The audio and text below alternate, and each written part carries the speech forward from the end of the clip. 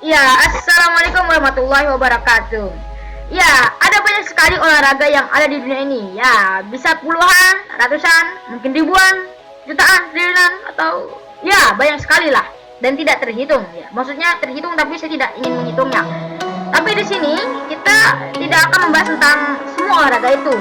Ya, inilah yang terjadi ketika banyak olahraga yang populer, tapi para olahragawan telah bosan dengan olahraga yang ada pada saat ini, dan para olahragawan itu telah mengubah banyak sekali perkembangan olahraga, dan inilah 18 olahraga yang cukup unik dan aneh dan jarang diketahui oleh orang lain pastinya.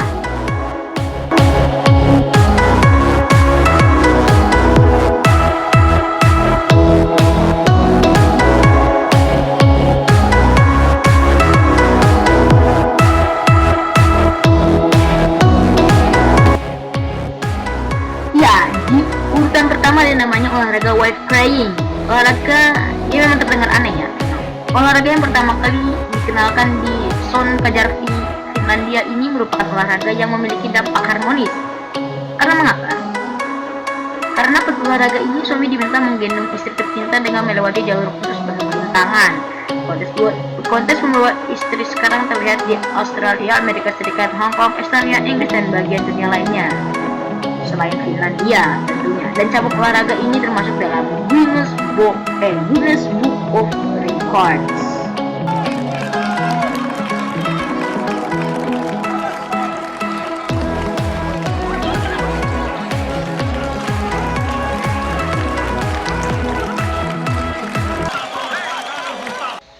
Ya, dan di urutan kedua ini ada olahraga yang bernama Talkball.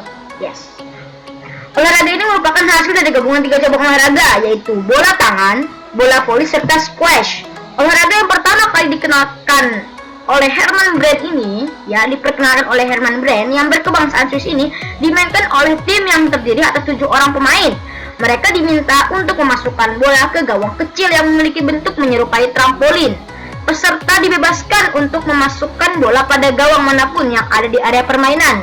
Talkball telah menjadi olahraga internasional, dimainkan di Brazil, Kanada, Cina, Republik Ceko, Inggris, India, Italia, Spanyol, Jepang, Makau, Filipina, Polandia, Singapura, Swiss, Taiwan, dan Amerika Serikat. Olahraga ini diatur oleh Federation Internationale de Talkball atau FITB. Didirikan pada tahun 1971, setiap tim terdiri dari posisi 2 penembak kanan, 2 penembak kiri, 2 atau 3 pembela, 1 center atau tidak ada jika 3 back digunakan.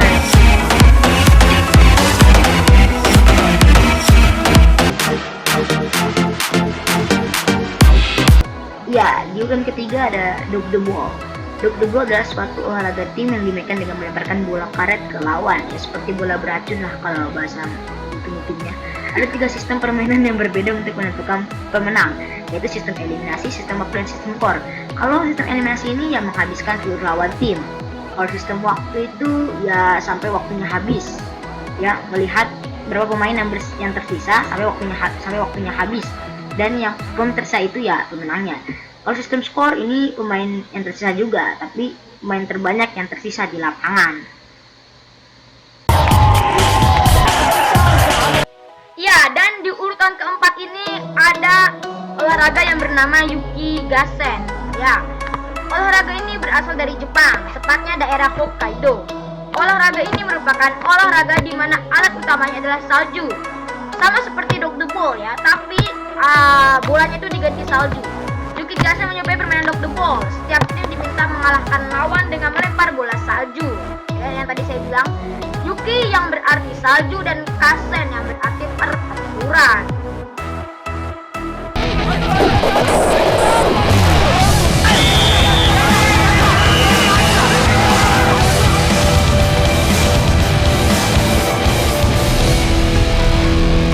The Japanese snowball is a marvel of modern technology, manufactured to exact measurements and consistency on a basic. Ya, di urutan kelima ini ada namanya 360 ball. Olahraga. Ya, di urutan kelima ini ada namanya 360 ball. Olahraga ini dibentuk di tahun 1990 silam oleh Mark dan John Collins di Afrika Selatan. Namun kembali dikembangkan atau kembali mencuat di tahun 2010 lalu ya. 360 ball merupakan jenis olahraga unik yang memanfaatkan alat seperti trampolin untuk memantulkan bola. Serupa dengan olahraga tenis, olahraga ini dapat dimainkan satu lawan satu maupun 2 lawan 2. Bedanya, cara memainkan olahraga ini, bola harus dipantulkan ke lingkaran trampolin tersebut untuk mendapatkan angka.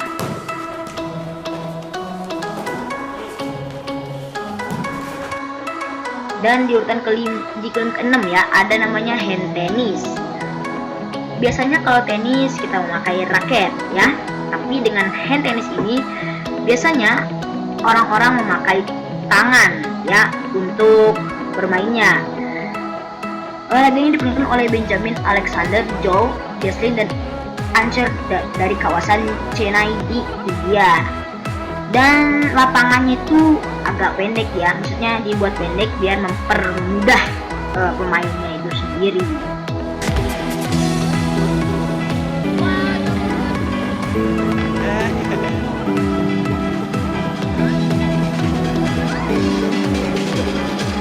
Iya, dan di urutan ke-7 ada namanya olahraga run block. Olahraga yang satu ini jelas sangat unik dan terbilang aneh, namun jangan tanya tingkat kesulitan serta apakah olahraga ini melelahkan. Cara olahraga ini adalah kita harus berlari namun dalam keadaan ditahan oleh orang lain dari arah berlawanan. Gampangnya sama seperti olahraga rugby atau American football, di mana kekuatan fisik sangat diterapkan dalam olahraga ini.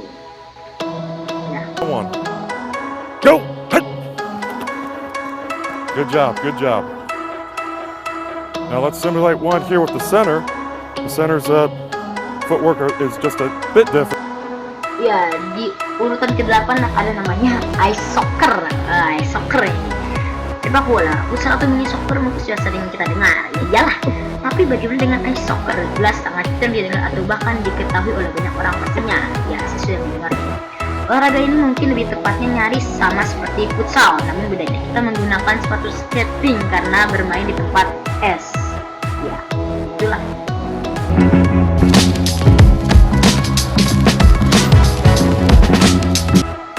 Ya, di urutan ke-9 ini ada namanya olahraga ini. Aduh, gimana ya? Ini karena kekurangan air laut apa emang apa ya? Sandboarding.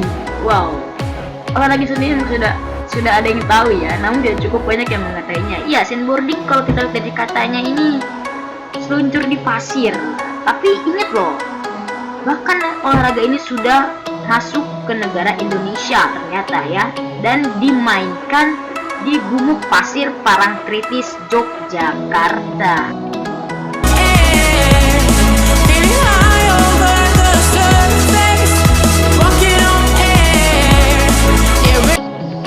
Ya, di urutan ke-10 ini ada namanya catur tinju.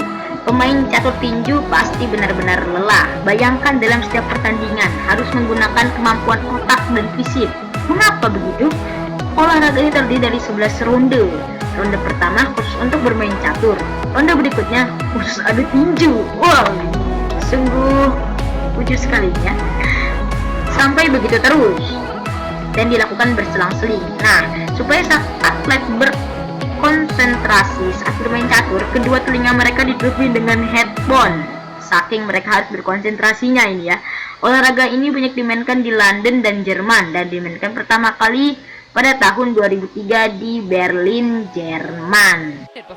What I like about it is the switch between there's kind of mental facility and then the physical, and then having to switch back. Ya, di urutan ke-11 ini ada namanya sepak bola sepeda. Dia seperti sepak bola yang butuh 11 pemain. Olahraga ini hanya butuh 2 pemain. Ya, dan dimainkan pun dalam ruangan. Para pemainnya menendang, mengoper, dan merebut bola menggunakan sepeda. Sulit ya? Pasti. Dan sepak bola sepeda ini berasal dari Jepang. Ya, Jepang ini makin hari makin gimana ya gitu. Pada tahun 2010 Jepang menggelar turnamen untuk olahraga ini.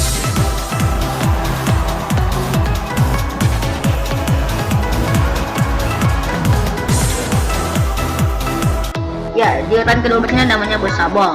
Bocabol adalah gabungan dari olahraga voli dan sepak takraw. Ya, tapi kalau di Wikipedia itu voli, sepak takraw dan musik. Uniknya olahraga ini dimainkan atas lapangan voli yang dilengkapi trampolin.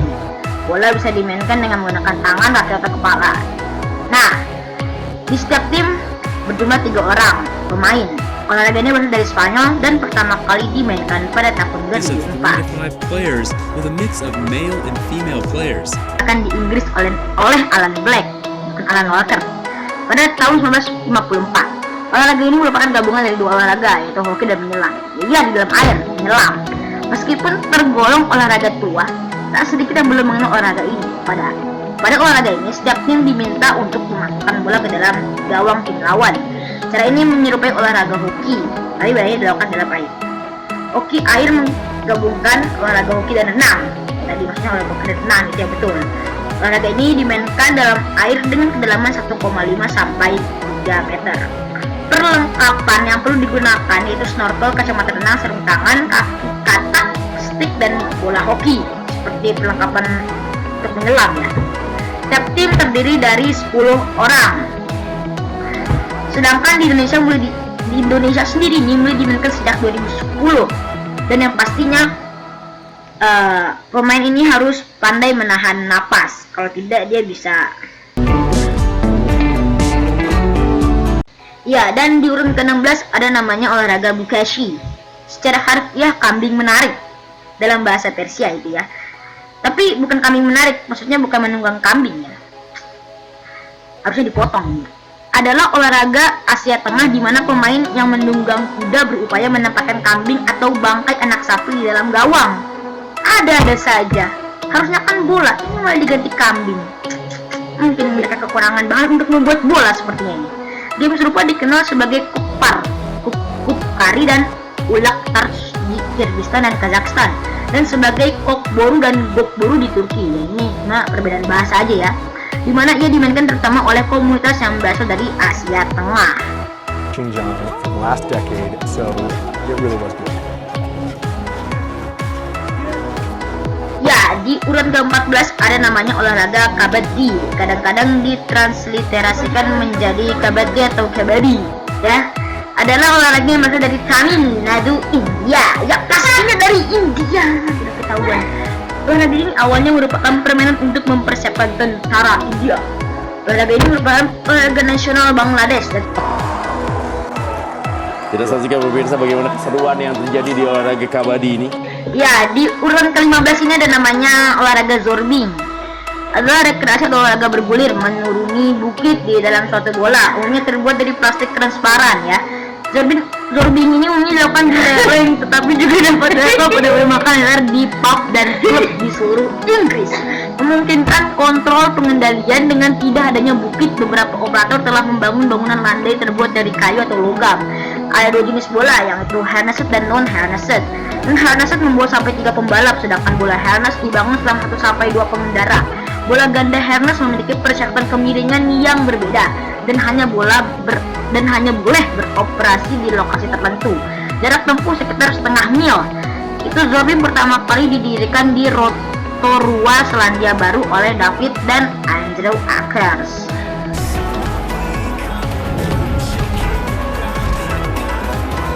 Ya, dan di urutan ke berapa nih? Saya lupa.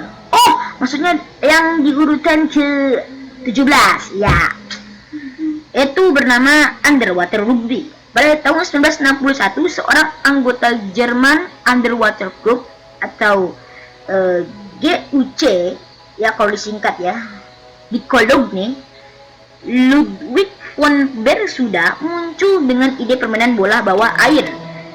Olahraga ini dimainkan di bawah air di kolam dengan kedalaman 3,5 meter hingga 5 meter, dan sasarannya adalah ember logam berat dengan diameter sekitar 40 cm di dasar kolam. 2 tim yaitu biru dan putih masing-masing dengan 6 pemain dan ditambah 6 pemain pengganti mencoba untuk mencetak gol dengan mengirimkan bola yang agak negatif. Kenapa negatif? Karena diisi dengan air asin, jadi berat ke dalam gawang lawan. Olahraga ini adalah permainan yang cepat dan melelahkan. Udah ngebawanya lelah karena ada itu bolanya berat, ya sungguh melelahkan. Oleh karena itu pemain pengganti mengganti pemain mereka dengan cepat. Ya, karena saking lelahnya ya, jadi bisa diganti dengan cepat. Ya, itulah tadi olahraga yang mungkin aneh, unik dan jarang diketahui oleh orang lain. Ya, saya pamit mundur diri. Ya, saya mundur. Ya, saya pamit. Masih nggak usah pakai mundur. Ya, tetap dukung channel ini dengan cara mensubscribe dan like dan tonton sebanyak-banyaknya video ini dan video-video channel saya lainnya. Ya, wassalamualaikum warahmatullahi wabarakatuh.